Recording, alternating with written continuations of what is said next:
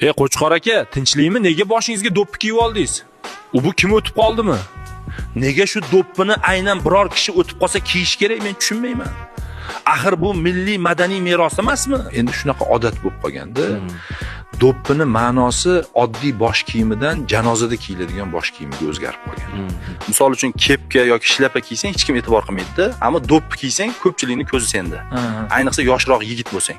Da shunaqa Qo'chqor aka. Ba degim keladi-yu, uncha tilim kelishmaydi ba'zida.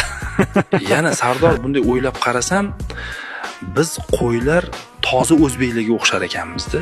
Shuni sezdingizmi? Nima deyapsiz aka? Kallangiz joyidami? Bizda shoh bor, ularda kreditga olingan Cobalt. Mantiq qani? Yo'q, qaragin, biz ham to'da bo'lib yuramiz. Lekin asosiysi bu emas. Asosiysi dumba. Katta va yog'li dumba.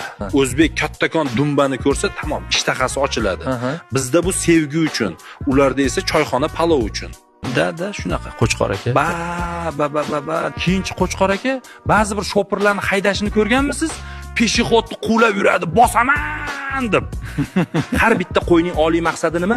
Garvardda o'qish emas. Bizning orzu choyxona palovning qoq markazida turish. Mana shu haqiqiy orzuyimiz. Buni qo'ying-ku, bu rolikdan keyin o'zbek xalqi aniq Sonic Production'ni palovga bosib yuboradi kommentda. Bosaverishsin, u ham bizga o'xshagan qo'y aslida. O'zicha sun'iy intellektda etdan betdan o'g'irlab g'oya qilib yuradi.